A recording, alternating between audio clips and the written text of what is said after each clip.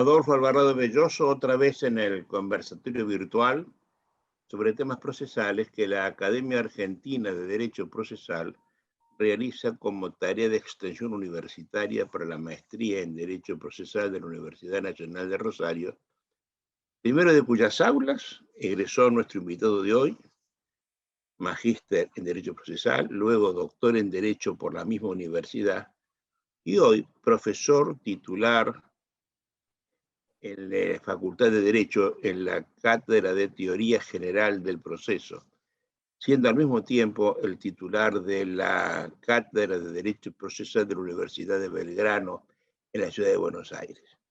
Estoy hablando con Omar Abel Benaventos, amigo de muchos años, con quien hemos trabajado de consuno, escribiendo, pensando, dando conferencias.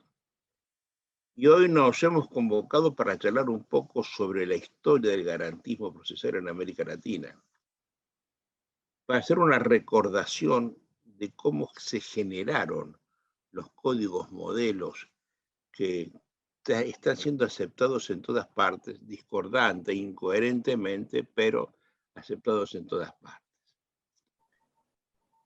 Cuando el fundador, el primer presidente del Instituto Iberoamericano de Derecho Procesal, fue un español importante, fue un español exiliado después de la Guerra Civil Española, hablo de don Niceto Alcalá Zamora y Castillo, que se instaló en la Ciudad de México y allí fundó con un grupo de profesores mexicanos y centroamericanos el importante Instituto Iberoamericano de Derecho Procesal, él era español, de ahí lo de Ibero.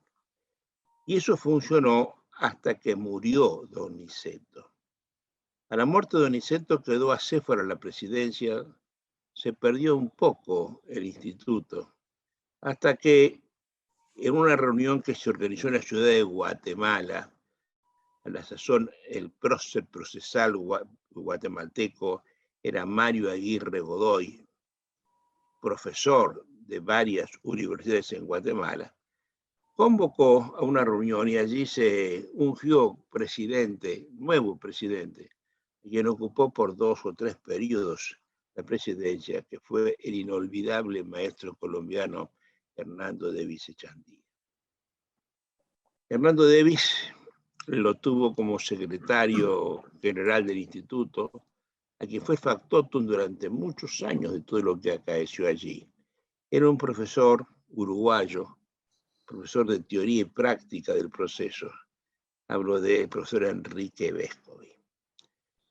En ese encuentro de Guatemala se pensó en designar comisiones para redactar, para pensar, para imaginar, para redactar códigos modelos para Latinoamérica. Y se hicieron 2 comisiones.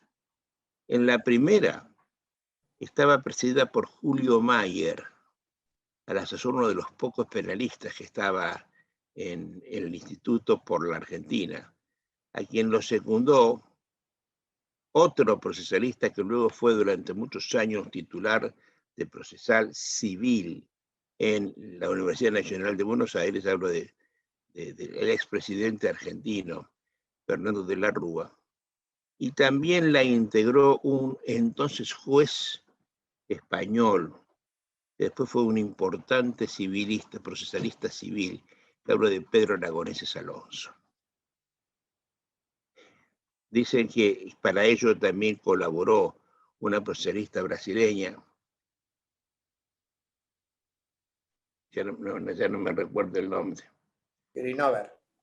Ada Pellegrino Grinover, gracias. Pero yo creo que no tuve mayor injerencia en el problema. Y por su parte, se designó una comisión integrada por Enrique Vescovi, vicepresidente del instituto, y el titular de la Universidad de la República de 2 asignaturas. Uno era procesal y la otra era derecho agrario, y hablo de Adolfo Gelsi Vidar.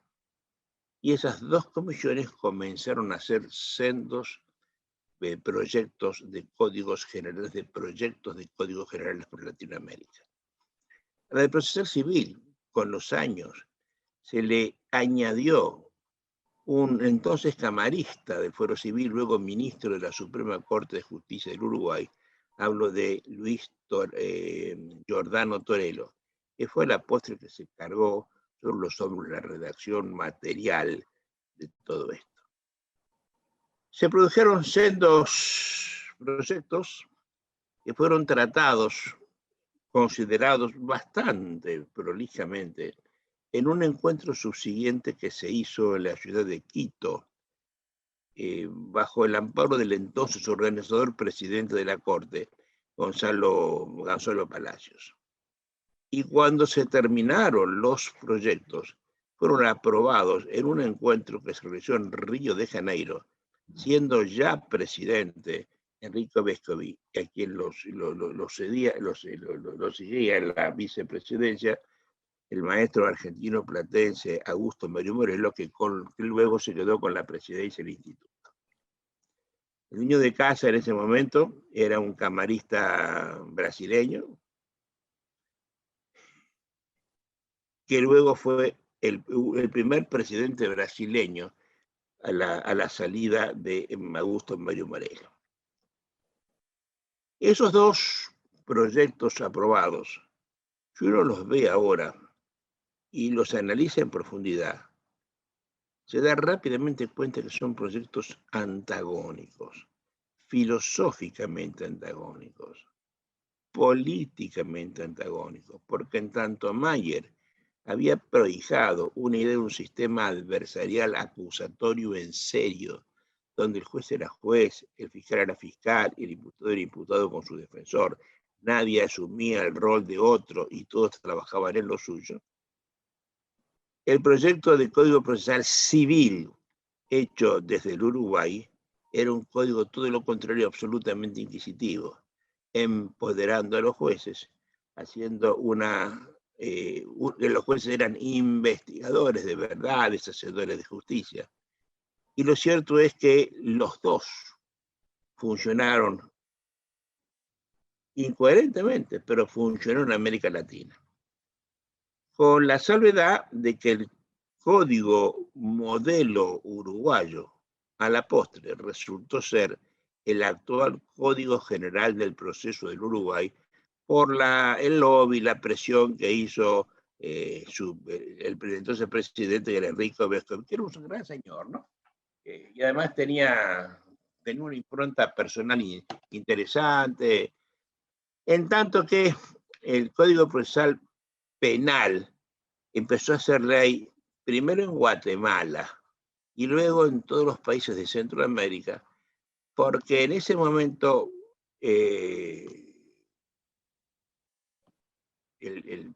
se había separado de esto, se había separado de la Rúa, y se sumó a Julio Bayer la presencia interesante de Binder. Y Binder fue a dar conferencias a todos los países de Centroamérica, y a la postre fue el codificador de todos los países de Centroamérica.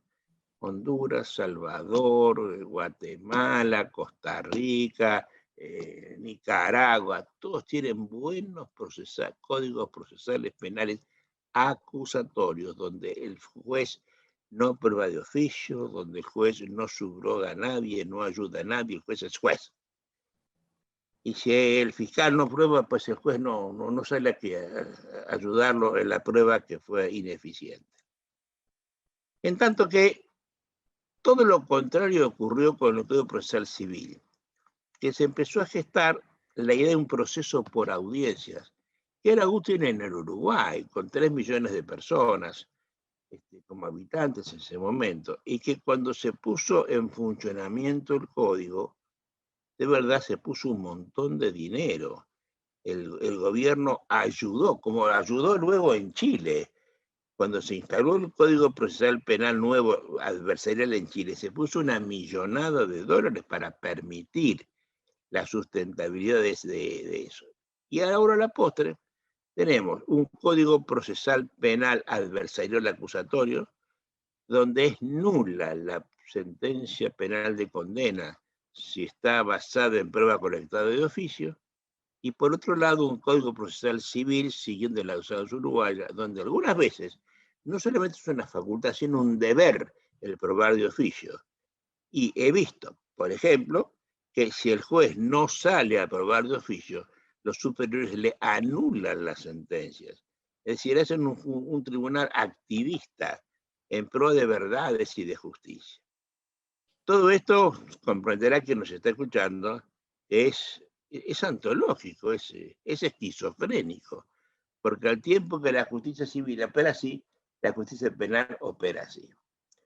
Benavento, que me está escuchando en este momento con atención, dijo una vez, es irrazonable que si un señor rapta a una menor y la viola, y como consecuencia de la violación la chiquita muere, y el hombre es sometido a un proceso con el concurso de rapto, violación y muerte. En ese proceso, el juez mira y no puede probar de oficio, no puede preguntarle, esta boca es mía, al primer testigo que tiene por delante. Pues mira, escucha y se calla la boca. En tanto que el juez de lo civil, que está al lado, en la misma ciudad con otro código, si se encuentra con un kilo de queso que Pedro le vendió a Juan y Juan no se lo pagó, pues el juez se mete en su casa, le mira la contabilidad, ve si hay miguitas de queso, le pregunta lo que quiera, María Santísima. Y todo eso es una cosa de una absurdidad tal que realmente asombra. Y de eso creo que hablemos con Omar. ¿Cómo crees, Omar? Primero, bienvenido, esta es tu casa, vos. Estás adentro de esto hace muchos años.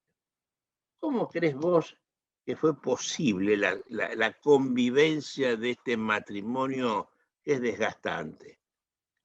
Dame tu opinión. Mira, Adolfo, primero hiciste una síntesis muy buena porque esa síntesis proviene de tus vivencias personales. Los años tienen alguna ventaja, haber sido... La única, la única. Alguna la tiene, pero claro, haber sido actor de todo ese escenario esquizofrénico como vos lo definiste. Yo arribé mucho después, de la mano tuya, al Iberoamericano Derecho Procesal de Río, pero sí tuve Vos la te oportunidad incorporaste en Río, ¿no? allí, en Río de Janeiro, en 1989. Y sí tuve la feliz circunstancia, quizás infeliz para el derecho procesal, de observar la aprobación conjunta de esos dos modelos de códigos absolutamente incompatibles.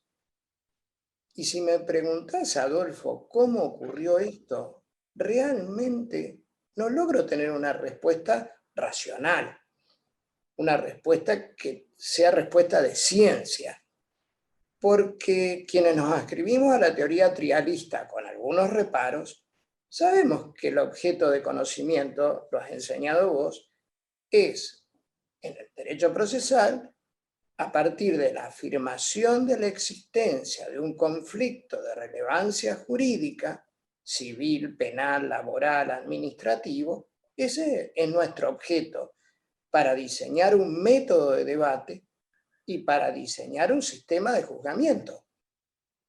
Nuestra ciencia provee las herramientas para que ese afirmado conflicto intersubjetivo de intereses de relevancia jurídica sea procesado y juzgado por un tercero. Por cierto que en ciencia podemos imaginar y hasta delirar respecto de qué método de debate vamos a escoger y qué atribuciones vamos a concederle al poder jurisdiccional. Quien miró el proceso penal, lo que miró es el individuo frente a la maquinaria estatal. Esto que pintó Kafka en el proceso, ¿no? Que no lo deja entrar la ley por la puerta. Exacto. Y nunca se apartó de ese derrotero. Siempre vio a la libertad del individuo, a la dignidad del individuo, al humanismo del individuo frente a la maquinaria estatal. Y por tanto, ¿qué iba a diseñar?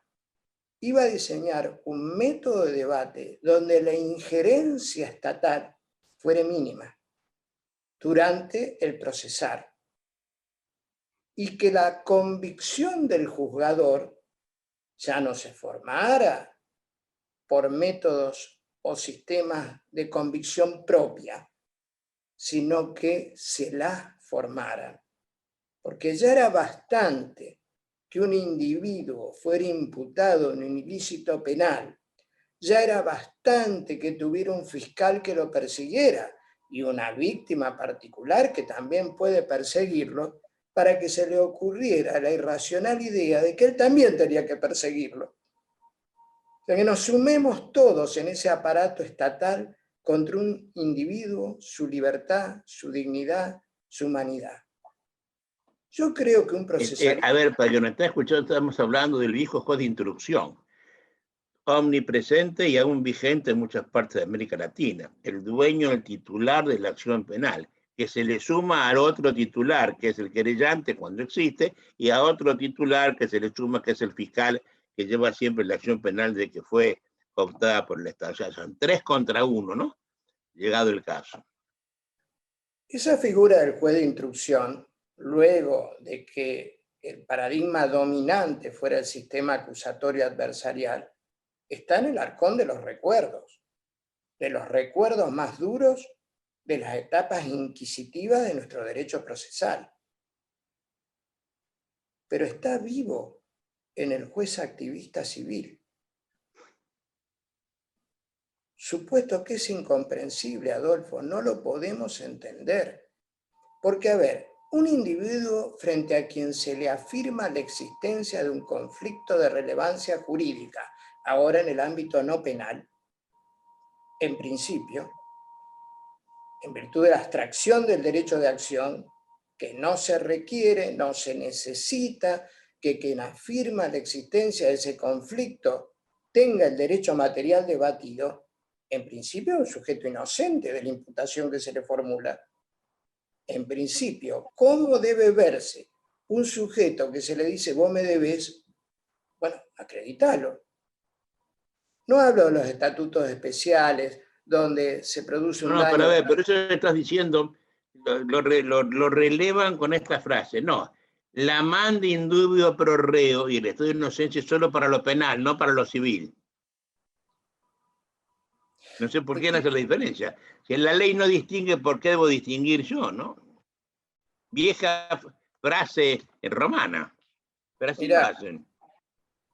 Adolfo, ha fallecido Michele Tarufo, con quien vos has contradicho en varias oportunidades. Sí, con ese simplismo. Si vos te tomás la molestia de acudir a alguna de las conferencias, he dicho esto con todo respeto, con un hombre fallecido, de lo que dice Michele Tarufo, ella no, el estado de inocencia se aplica para los procesos penales. ¿Explica por qué? No.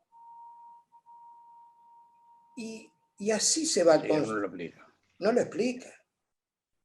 No lo explica, Adolfo. Nunca lo explicó. Nunca lo explicó.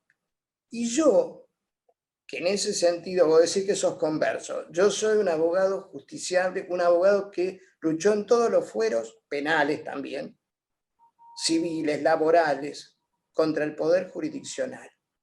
¿Cómo no voy a creer que cuando se imputa o se afirma la existencia de un conflicto de relevancia jurídica en procesos de conocimiento, se debe construir la culpabilidad del demandado? ¿Y quién la va a construir? ¿El juez? Porque yo voy a repetir esa anécdota que tanto me gusta y que la he dicho 10 veces cuando vos estuviste en Arequipa, donde esa idea está presente. Claro, si se construye la culpabilidad, pero el que la construye es un collita, ¿cómo va a estar ese collita asistido letradamente para poder construirla? De modo tal que, como tengo mis serias dudas que el collita pueda construir la culpabilidad del demandado, lo auxilio yo y la construimos entre ambos. Y vos le contestaste, en ese mismo momento, en este caso el demandado, se queda irremediablemente sin juez. Y es de hondura filosófica esto. Vos también lo decís, Adolfo, un código procesal no es una técnica legislativa. Si fuera eso, es una lucha del humanismo contra el totalitarismo que lleva milenios y que nosotros no lo pudimos solucionar, Adolfo. Nosotros, para los procesos no penales, no lo pudimos solucionar. Vos sabés que nosotros decimos siempre en nuestras cátedras que el proceso nació, fue, es y debe ser en lo futuro un límite al poder, un límite, un derecho de libertad para limitar el poder de quien puede quitar la libertad o la vida llegado el caso. Y eso no lo ven los jueces de lo civil, sí lo ven claramente los jueces de lo penal. A vos te ha tocado dar una charla ante magistrados judiciales y nuestra conversación, nuestro discurso, cae bien. Yo estoy hablando a favor de esto que estoy diciendo y los veo sonrientes a los jueces penales. Lo entienden todo, están todos de acuerdo con esto. Cuando yo digo los jueces deben abstenerse de probar, hasta alguno me aplaudió. Pero los jueces civiles se molestan, se enojan con el disertante, lo matan al mensajero.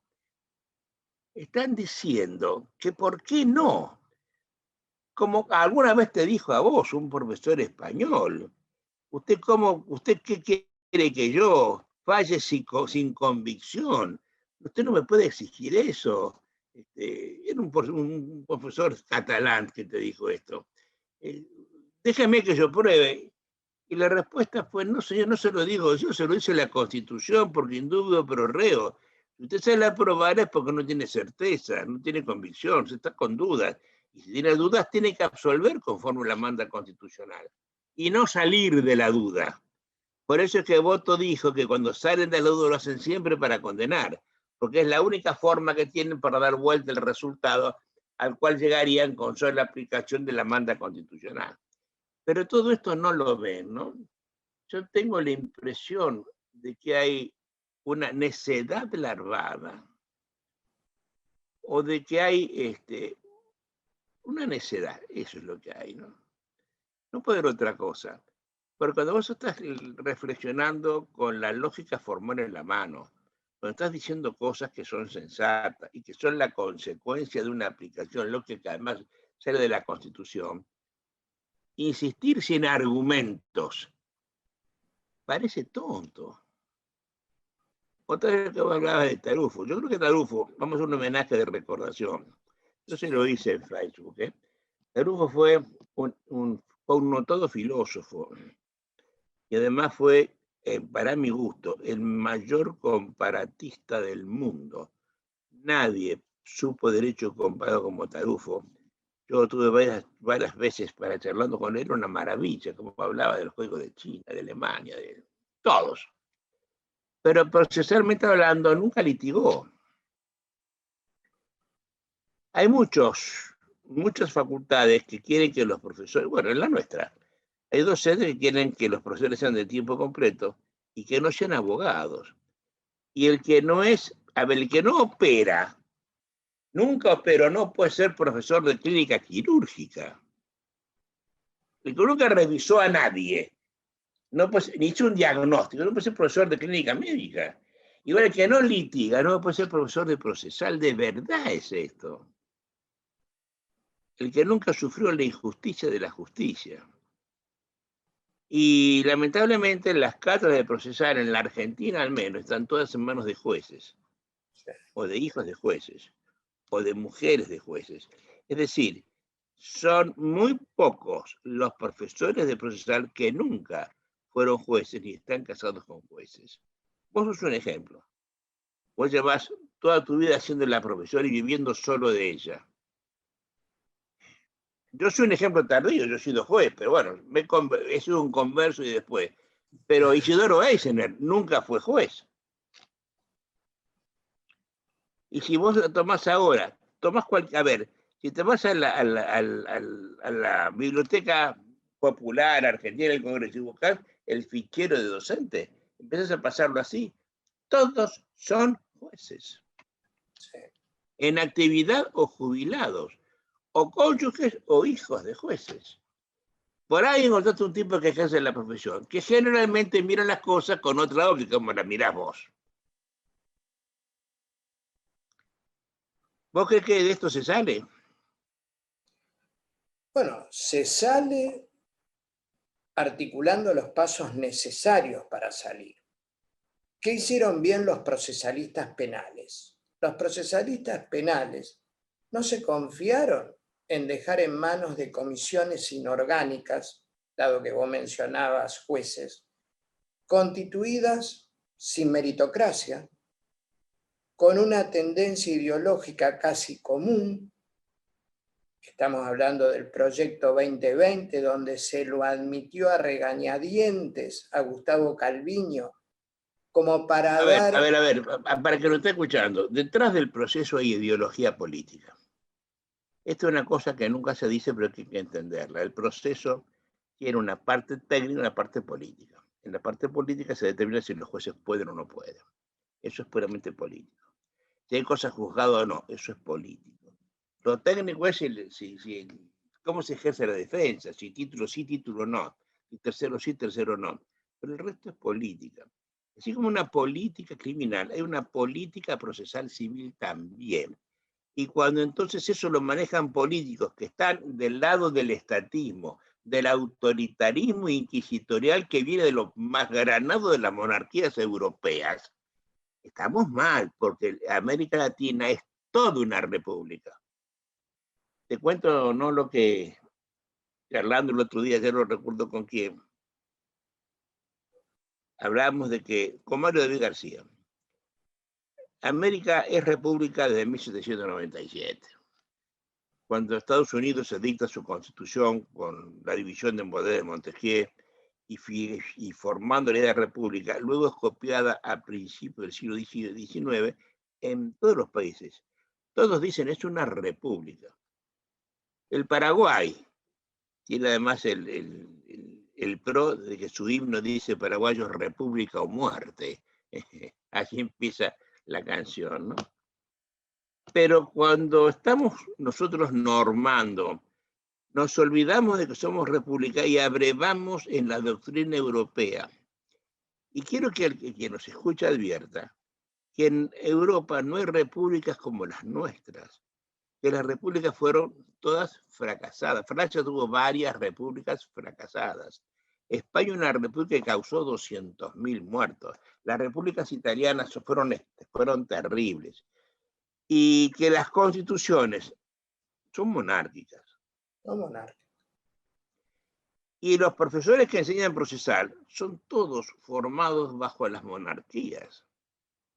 El Código Italiano del 40, el cual hemos abrevado todos, inclusive el proyecto de Código General, de Modelo General que es hoy en Uruguay, el código se dictó bajo el reinado de Vittorio Emanuele, cuyo guardasellos era su primer ministro, Benito Mussolini, y su ministro, un hombre importante porque fue el que hizo la explicación de motivos que se llama La relazione al re de Dino Grandi.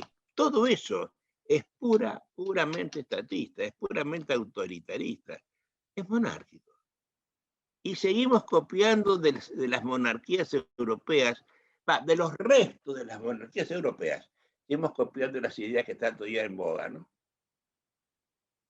El otro día reflexionamos, no sé con quién, revisamos las constituciones de Europa, ninguna tiene el sintagma debido proceso. No les interesa. Y nosotros copiamos a los autores italianos, a los españoles, a los franceses y a los alemanes. Es increíble. Y cuando vos decís eso, te miran con eso, con sorna. Como si estuviera haciendo un disparate. A vos te habrá pasado, por supuesto, charlando de estas cosas. No, por supuesto. Pero mira, Adolfo, cuando vos no comprendés un fenómeno, cuando te resulta tan incomprensible, te vas expandiendo en qué pasó en otras ciencias políticas, por ejemplo, la economía. Un economista liberal, no quiero tomar partido por el libre mercado, no estoy hablando de eso. Estoy hablando que un Hayek, que un von Mises, lo que ellos sostuvieron fue la libertad y la responsabilidad del individuo y que se tiene que hacer cargo de esa libertad y de esa responsabilidad. En este caso hablaba de economía, pero luego Hayek terminó siendo un filósofo que quizás escribió el libro respecto de la libertad más importante del siglo XX, Camino de la Libertad. ¿Y qué miran ellos? ¿Qué miraron ellos que tuvieron que luchar contra estados reglamentaristas que todo lo reglamentaban en la economía? El individuo frente al Estado, la libertad del individuo frente al Estado y hacerse cargo ese individuo de los errores. Si vos lo trasladás al proceso judicial, un sistema totalitario dirigista no confía en el individuo, como no confía en el individuo un sistema dirigista, económico, populista como los que tenemos en Latinoamérica. Por tanto, al no confiar en el individuo, asume que si le damos libertad para que él postule, confirme, refute, pruebe, revoque, alegue, no, porque ese individuo va a emplear una suerte de mañas y artilugios para ganar un pleito con malas artes. Mira, Adolfo, en mis décadas que llevo litigando, yo gané lo que tenía. Lo que me hicieron perder es otra cosa. Pero yo por artilugio ganar un pleito. Los pleitos se ganan cuando tenés un caso sustentable, lo expones bien y lo confirmás mejor.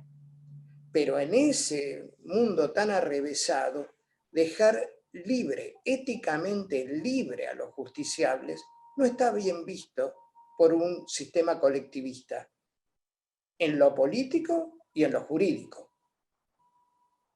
No está bien vista. Eso hacía Klein con el código austrohúngaro, ¿no? Creía que el proceso era la enfermedad, no el remedio de la enfermedad conflicto. Bueno, y seguimos todavía escuchando hoy a profesores de La Plata, hoy, el año 2020, que siguen diciendo que la modernidad pasa por Franz Klein, que hizo su código en 1895 y que además es el mayor monumento del autoritarismo en la historia del universo. Y seguimos diciendo que 120 años atrás, 130 años atrás, esa era la modernidad, ¿no? Es increíble. Pero yo, vos no crees, vos crees que tiene salida esto. Te lo pregunté y no me respondiste todavía. Yo creo que tiene salida, Adolfo. ¿Sabés por qué tiene salida? ¿Y cuál es? Mira. ¿Hacer qué?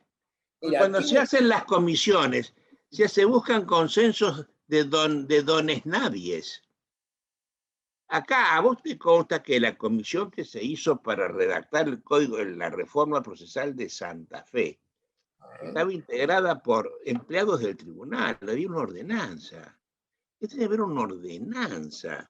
Está puesto para servir café al imperio del tribunal, para redactar un código procesal que es eminentemente técnico. Abogaditos representantes de no sé quién, que no resisten la segunda pregunta de un examen de procesal. ¿El consenso de quién? Yo un día le dije a alguien mira, yo he leído una comisión de 20 personas, salvando 3 que tienen conocimiento de la materia. De los otros 17, nunca vi un trabajo escrito, ni una conferencia pronunciada, nunca vi nada, un comentario a fallo. ¿De dónde se ungieron procesalistas para hacer con consenso un código procesal? ¿Vos crees que hay torpeza, idiotez o maldad? No, yo creo que hay bastante mala fe y dinero, Adolfo, porque el presidente del Instituto de Derecho Procesal del Colegio de Abogados de Buenos Aires integró el proyecto 2020 que directamente ataca el ejercicio profesional de los abogados en un litigio. Ni siquiera tenemos espíritu de cuerpo gremial. Yo no entiendo cómo un abogado puede postular que es bueno para él y su cliente, que si no concurren a audiencia se los sancione, se archive el expediente, se les ponga a las más severas penas procesales y que se le imponga la colaboración procesal, lindante con el delito de prevaricato. El que perjudicare voluntariamente los intereses de su cliente, dice nuestra norma penal, y que prácticamente la gente la lee poco porque empieza por el primer inciso y el que defendiera intereses contrapuestos. No, vamos a la última. El que perjudicare voluntariamente los intereses de su cliente pierde la matrícula. Y los códigos procesales colaboracionistas entran en directa colisión con una prohibición penal para el abogado. Puede colaborar respecto a los intereses de mi cliente perjudicándolo.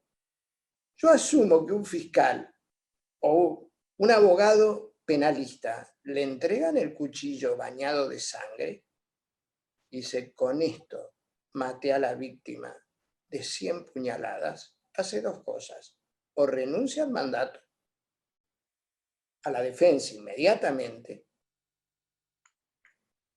oculta la prueba, o dice, yo no lo vi, pero lo que no puede hacer a riesgo de perder la matrícula es decir, aquí está el cuchillo ensangrentado, es un compromiso ético y moral con la verdad y la justicia, entregar el cuchillo ensangrentado del victimario. ¿Qué tan diferente tiene eso del colaboracionismo en el proceso civil de hoy? Entonces vos me preguntás, voy contigo, vos me preguntás si yo tengo fe de que esto se puede salir. Bueno, por lo pronto vos sos uno de los responsables para que yo tenga fe, porque construir un proyecto modelo de código de 807 artículos que implica que la ideología, si querés llamarla garantista, porque por supuesto es una ideología que enorgullece, pero tiene un cliché muy pesado que supone la puerta giratoria del delincuente. Pero dejando de lado eso, en 807 normas se normó, se prescribió un código dispositivo adversarial. De modo tal que esto no era una fantasía de una corriente que se postuló desde hace 40, 50 años. Esto es ponerse los pantalones largos y salir a discutir en terrenos ideológicos y filosóficos, dogmáticos y ahora normativos, un paradigma que es infinitamente superior, porque el sistema dispositivo adversarial es infinitamente superior a la hora de lograr, de restaurar la confianza, ya perdida irremediablemente en Latinoamérica, ya perdida irremediablemente respecto de la justicia que impera en Latinoamérica, es infinitamente superior. Y si me permitís, te digo por qué es infinitamente superior. Porque si hoy García Amado le gusta mucho usar ejemplos, yo voy a tomar un ejemplo que creo que es muy decidor. Si yo como abogado actor viene a visitarme un cliente, vamos a ponerlo un poco trágico, que le han amputado la pierna en un accidente de tránsito. El hombre tiene 40 años, es casado, tiene un ingreso de 50.000 pesos al día de hoy, un clase media hacia arriba con una pierna amputada que trabajaba de su fruto, del fruto de su trabajo y que hacía deportes. No hay un solo abogado que le pueda decir en un tribunal de la Argentina, tu pleito vale entre tanto y tanto. No se le puede decir eso a un cliente. Entonces, sí que tengo que estar confiado porque mañana un juez debidamente condicionado por las normas procesales, cuando tenga que explicar cuánto pesa, cuenta y vale cada una de las pruebas, cuando tenga que democráticamente fundar frente al actor, frente al demandado, las razones de la condena y de la absolución. Cuando no se persuada, cuando decís, como lo decís vos, cuando la imparcialidad se vea entendida en la faceta más importante de todas, que no es cargarse de prejuicios, porque bien lo decís vos, el hecho de que uno tenga interés en el pleito, casi un supuesto abstracto. El hecho de que uno tenga odio, enemistad, casi un supuesto abstracto. Pero en el supuesto que yo me vaya cargando de prejuicios encima por mi autoconvicción, va a provocar que si yo soy pro victimario, indemnice con un mendrugo a la víctima. Y si soy pro víctima, quizás establezca una indemnización exorbitada contra el victimario. Estamos dependiendo de eso que vos decís, de la leche que mamó, de la cultura que tuvo, del partido de fútbol, de si la víctima era de Central y el juez de Newell. Estamos dependiendo de factores tan erráticos que el proceso dispositivo que nosotros postulamos, ese Erráticos, ignorados y misteriosos, ¿no? misterioso. Entonces, cuando se llega al final de un túnel, solo queda, como dice Serrat, salir para adelante. Estamos en el final del túnel. Lo dijo el presidente de la Corte, lo dijo Rosenkrantz. Nadie cree en nosotros.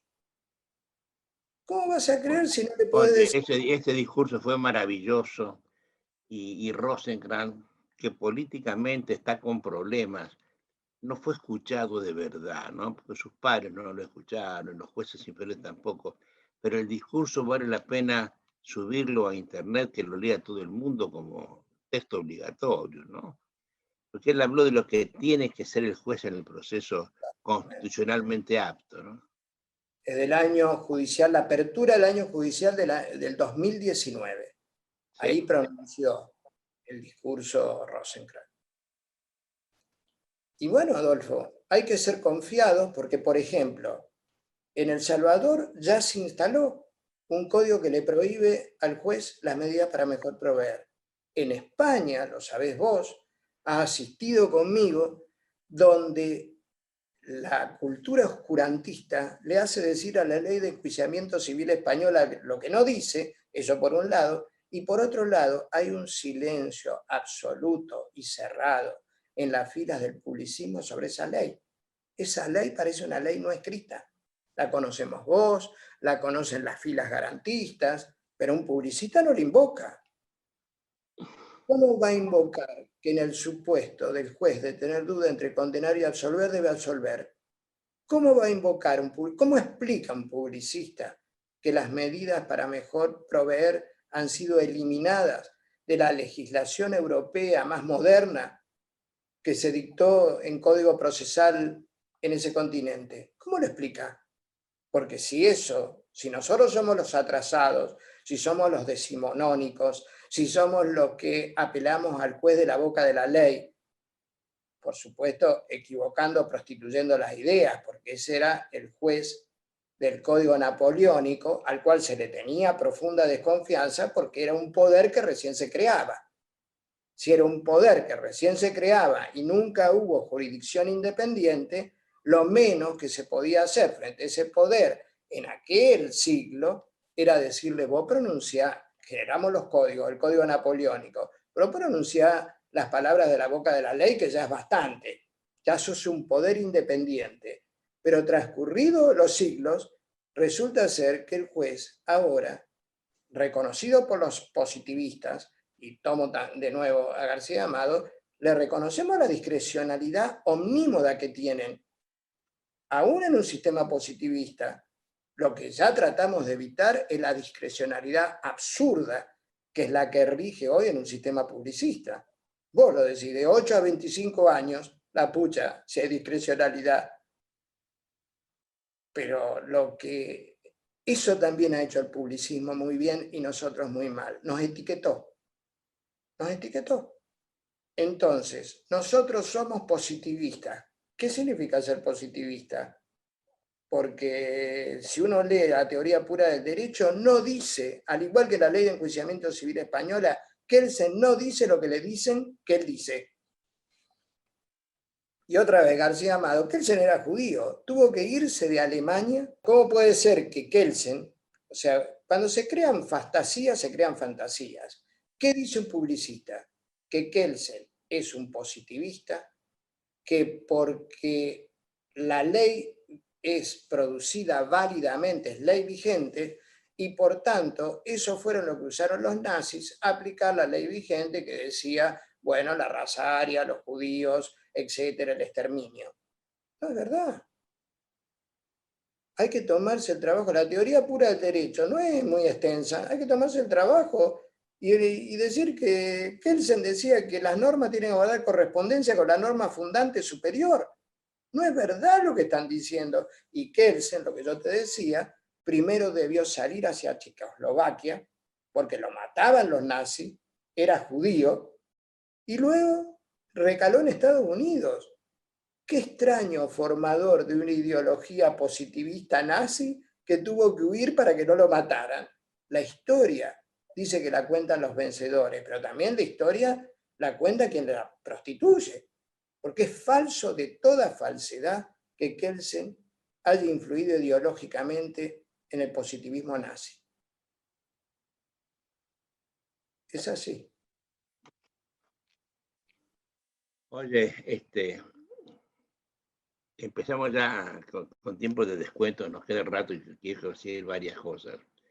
Yo tengo para mí que en este contexto que venimos hablando, la gente en general, doña Rosa, la señora de la esquina, ya no cree en el sistema. Por lo contrario, si le preguntamos qué son los jueces y los abogados, dirán que es una alegre gavilla de bandidos todos juntos y ahora hay que quemarlos en la plaza pública, ¿no? Y eso es gravísimo. Es decir, vos sos un hombre joven todavía, pero yo quiero que te voy a contar. Hace 40 años, 50 años, cuando un juez entraba a un lugar cerrado y había abogados presentes, se ponían de pie para saludarlo, como homenaje a la investidura del juez. Se lo trataba no con temor, pero sí con respeto. No por su autoridad autoritaria, sino porque era el juez. Vos fíjate que en los yanquis, al juez le dicen juez, no señor juez, su excelencia, oiga juez, ¿no? Oiga abogado, oiga tornero, lo que están diciendo. Y sin embargo, le tiene un respeto sideral. Por más que no diga su excelencia, no les besen la mano y las cosas, ¿no? Acá, en Santa Fe, donde estamos ambos, en el gobierno de Silvestre Beñez en 1961, se derogó una ley derogatoria del trato excelentísimo a los jueces. Los jueces dejaron de ser su señoría y su excelencia. Y sin embargo, 60 años después, seguimos hablando de su señoría, de vuestra señoría y vuestra excelencia. Tal vez sea por eso de hacerte amigo del juez, no le dejé quejarse del Martín Fierro, ¿no? Pero lo cierto es que a los jueces ya no les tenemos miedo. Yo siempre me pregunto si cuando digo estas cosas, estas cositas nuestras, si cuando pasa por la calle un juez hoy, la gente al reconocerlo lo aplaude, cuando se le ponen de pie cuando le ingresa a un lugar, o cuando leen con atención sus sentencias, porque eso es una maravilla de justicia y de equidad. Si eso es así, vos y yo no tenemos razón, estamos de más en esta conversación.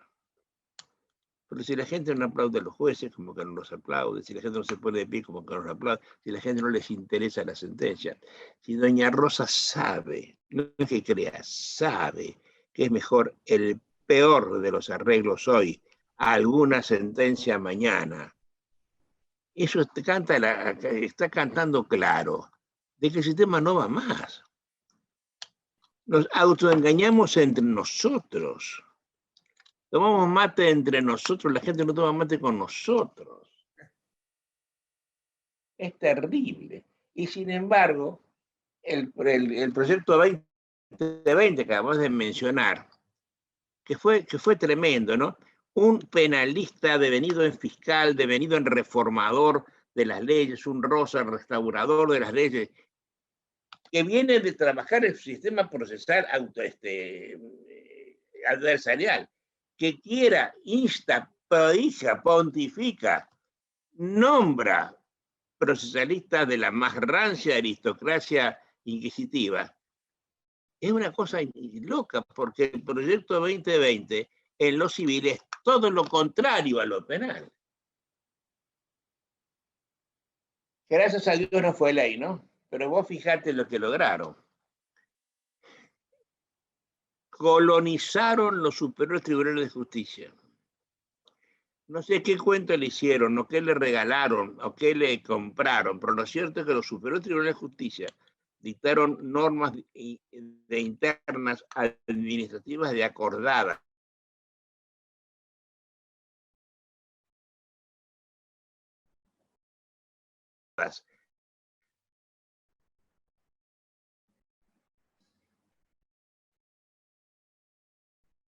Con las cuales modificar. Nadie dijo. ¿Quién lo leyó? Hicimos 3 ediciones del proyecto y lo hemos regalado a Mansal. ¿Quién lo lee? Dedicámelo, lo tengo guardadito. O para sostener la pata de una silla que se rompió, como me pasó alguna vez con un camarista civil a mí en Rosario. Pero Adolfo, las ideas de los intelectuales quizás no impacten inmediatamente, pero las buenas ideas de los intelectuales terminan formando convicción pública.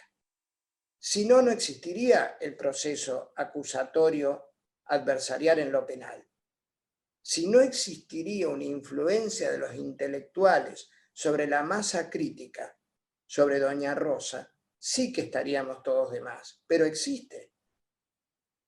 Para bien y para mal, la idea intelectual de Marx respecto de una clase única y la dictadura del proletariado fue una idea que impactó en el mundo.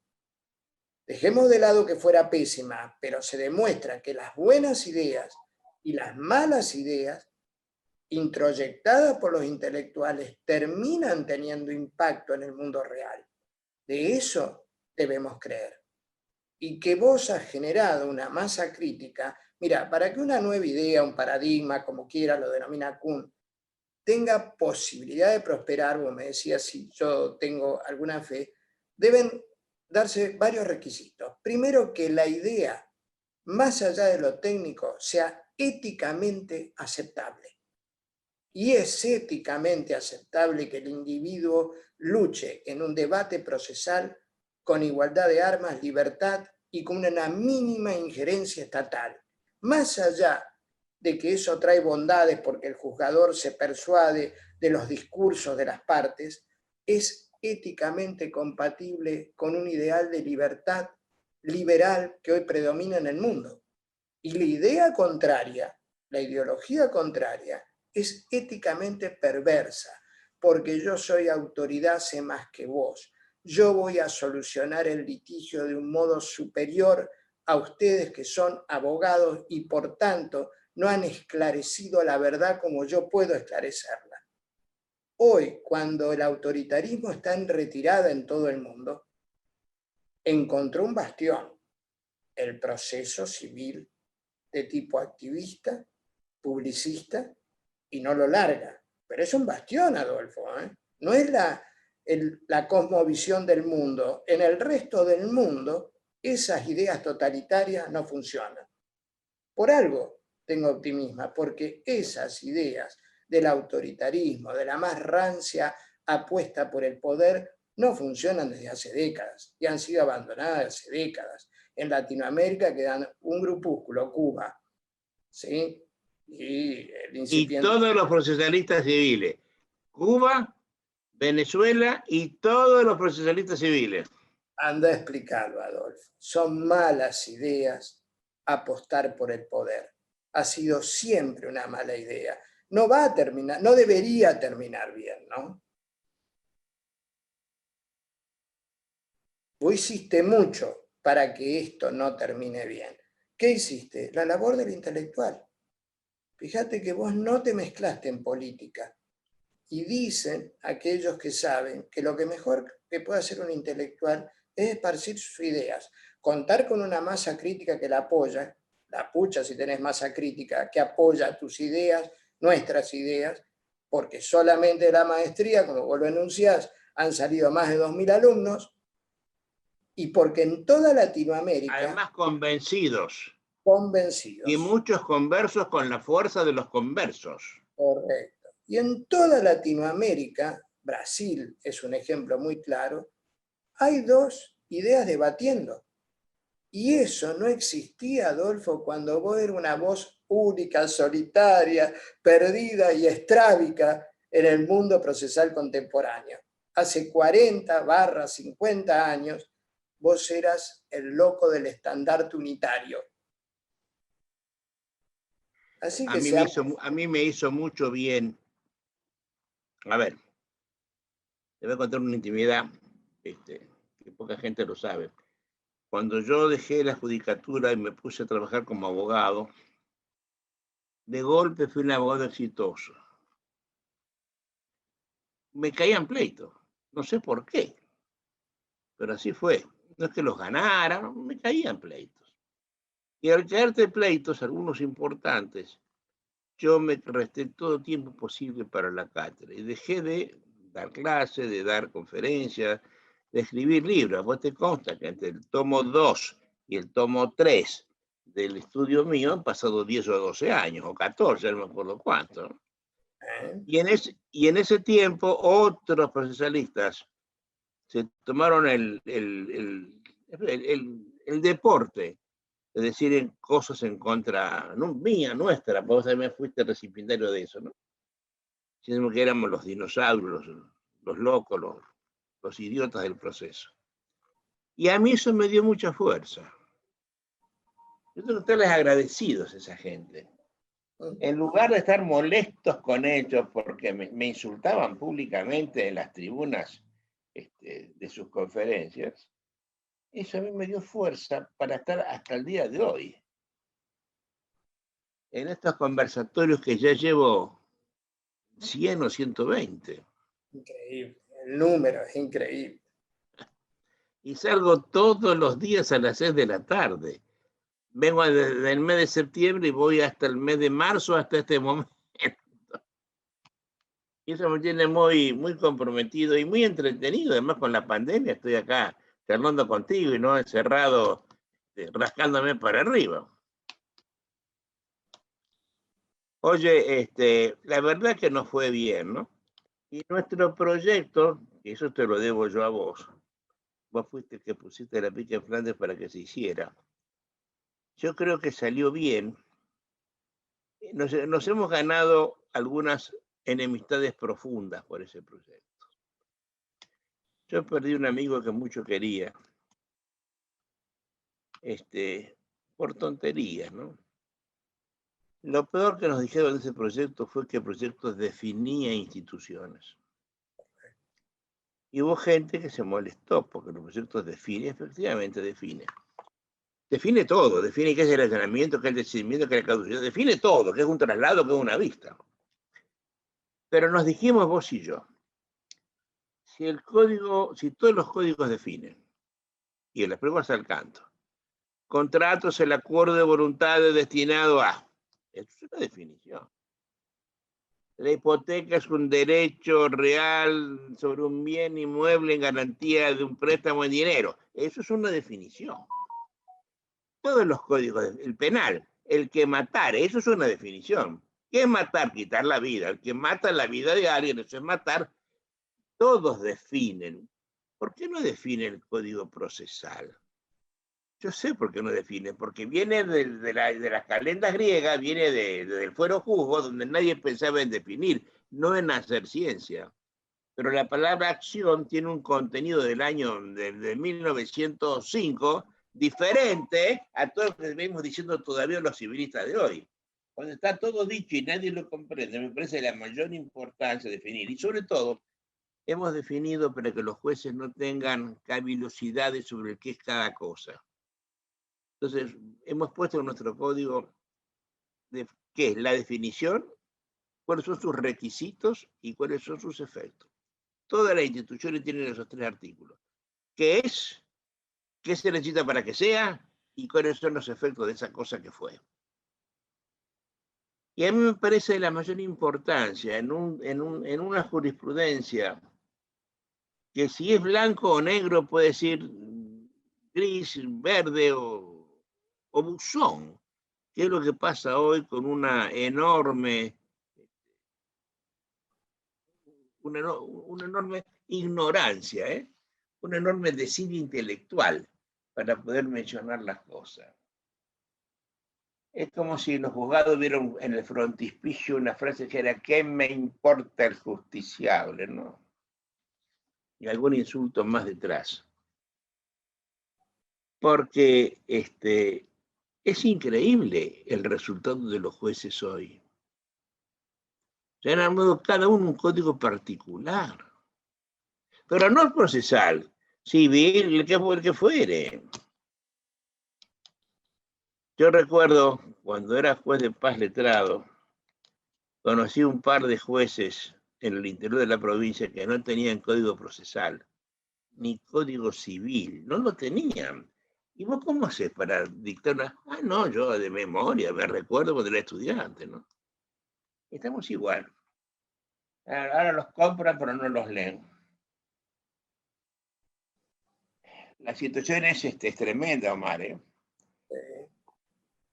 Yo he cancelado mi matrícula por hartazgo. Yo no sé cómo haces vos para seguir litigando y para tener tu buena salud con el resultado tribunalicio de hoy. ¿Cómo haces? ¿Qué tomas? ¿Memorex? ¿Qué tomas para eso?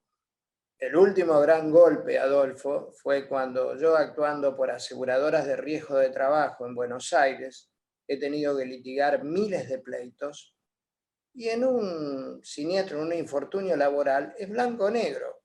Ocurrió el infortunio, se siniestró el dependiente, se incapacitó o no. Es facilísimo.